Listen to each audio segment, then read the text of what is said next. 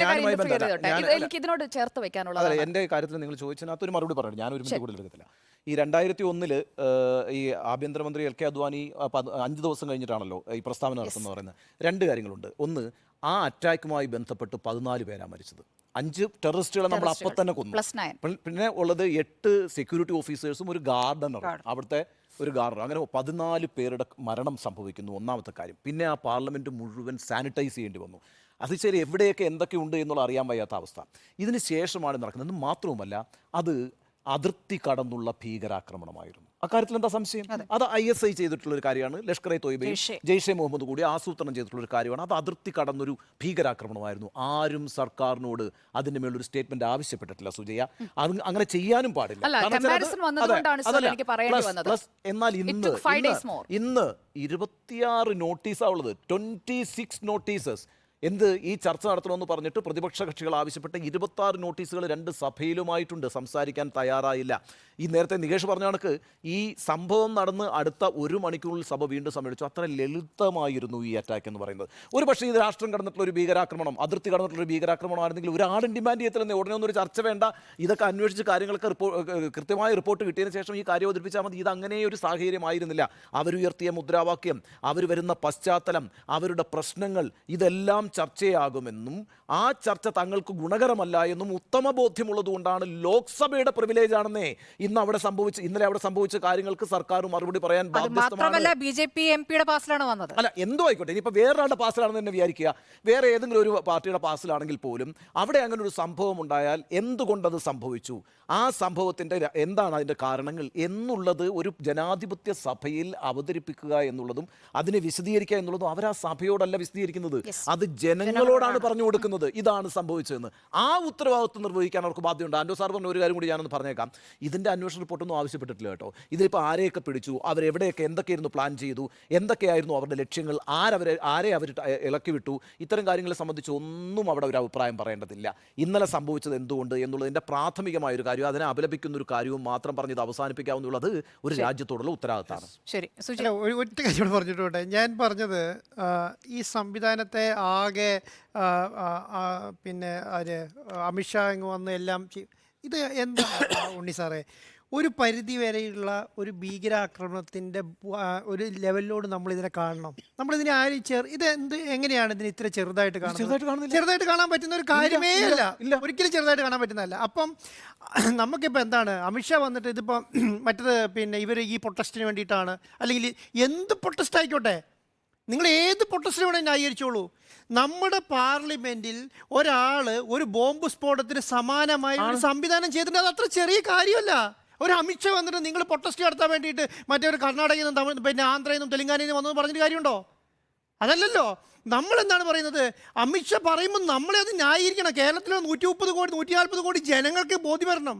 അല്ലാതെ ഇവർ പറയുന്നത് പോലെ വന്നിട്ട് അമിത്ഷാന് നിങ്ങൾ പ്രൊട്ടസ്റ്റ് ചെയ്ത് അതിനെതിരെ ചോദ്യം വരും, ആ ചോദ്യത്തിന് മുഴുവൻ മറുപടി പറയണമെന്നല്ലോ. ഞാൻ പറഞ്ഞു, നിങ്ങൾ മണിപ്പൂരിന് പ്രശ്നം ഉണ്ടാക്കിക്കൊള്ളുന്നേ. നിങ്ങൾ ഈ മണിപ്പൂരിനെ ഈ പറഞ്ഞ സംവിധാനങ്ങളിൽ ഇതിനെ കൂട്ടിക്കെട്ടണം. ഞാൻ മണിപ്പൂരിനെ ന്യായീകരിക്കാം കേട്ടോ.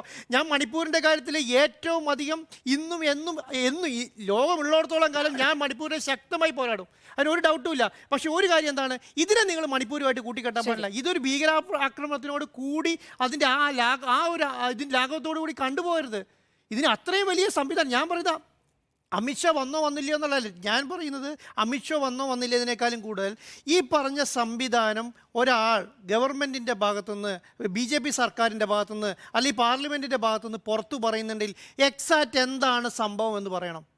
ആ സംഭവം പറഞ്ഞിട്ടില്ലെങ്കിൽ, അത് പറഞ്ഞിട്ടില്ല, അത് ഇന്ന് പറഞ്ഞില്ല എന്ന് പറഞ്ഞിട്ട് അവിടെ ബഹളം ഉണ്ടാക്കി സഭയിൽ നിന്ന് പുറത്തായതിനെ കുറിച്ചാണ് ഞാൻ പറഞ്ഞത്. ഞാൻ ബഹളം ഉണ്ടാക്കിയതും പുറത്താക്കിയതാണല്ലോ. അല്ല, ഞാൻ പറഞ്ഞത് അതും ഞാൻ ന്യായീകരിക്കുന്നില്ല കേട്ടോ. പക്ഷെ ഞാൻ പറഞ്ഞറിയാം, അത്യാവശ്യം ഇതിനൊരു സമയം കൊടുക്കണം എന്നുള്ളത് മാത്രമേ ഞാൻ പറയൂ. ഇത്രയും വലിയൊരു സംവിധാനമല്ലേ, സഭ നമുക്ക് കൂടാൻ പറ്റിയത് എന്തുകൊണ്ടാണ്? അവിടെ മരണമുണ്ടായില്ല. അവർ പ്ലാൻ ചെയ്ത പോലെ ഒന്നും ചിന്തിക്കാത്തതുകൊണ്ടോ ചെയ്യാത്തതുകൊണ്ടാണ്. ഇവർ കുറച്ചും കൂടെ കാര്യമായിട്ട് പ്ലാൻ ചെയ്തിരുന്നെങ്കിലോ നിങ്ങൾ സഭ കൂടുമായിരുന്നോ?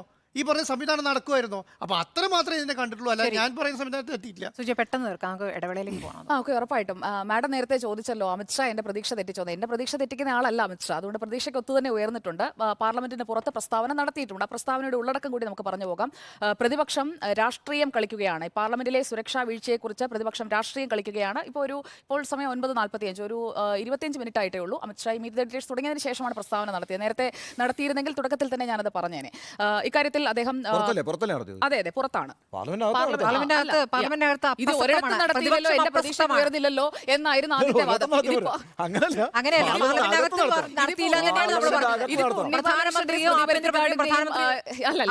താല്പര്യത്തോട് പോലെ ഇതിപ്പോ ഒരു പ്രസ്താവനയും നടത്തിയില്ല എന്ന് പറഞ്ഞുകൊണ്ടിരുന്നു. പ്രസ്താവന നടത്തിയതിനെ കുറിച്ച് ഞാൻ പറയുമ്പോൾ പാർലമെന്റിനകത്തല്ലോ എന്ന്.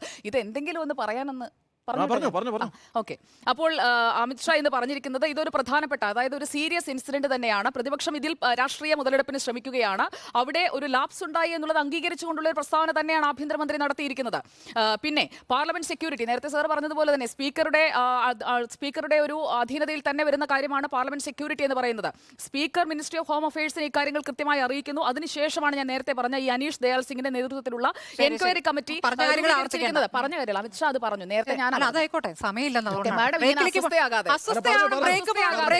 വേറെ ആരും പറയുമ്പോൾ ഈ അസ്വസ്ഥതയില്ല. സമയമായതുകൊണ്ടാണ് പൂർത്തിയാക്കട്ടെ. അമിത്ഷാ പറഞ്ഞതല്ലേ, അപ്പോൾ പ്രസ്താവന വായിക്കല്ലേ, മുഴുവൻ പ്രസ്താവന അമിത്ഷാ പറഞ്ഞത് പറയണ്ട. അമിത്ഷാ പറഞ്ഞ മുഴുവൻ ഒന്നും പറയേണ്ട കാര്യമില്ല. അത് അമിത്ഷാ നിങ്ങൾ പറഞ്ഞത് മുഴുവൻ നിങ്ങൾക്ക് പറയാനുള്ള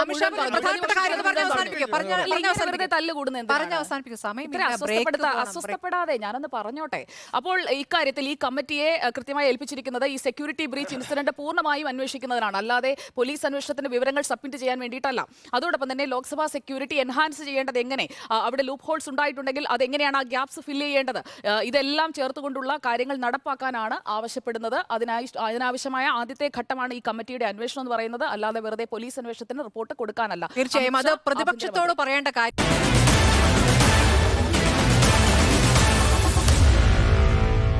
Meet the editors.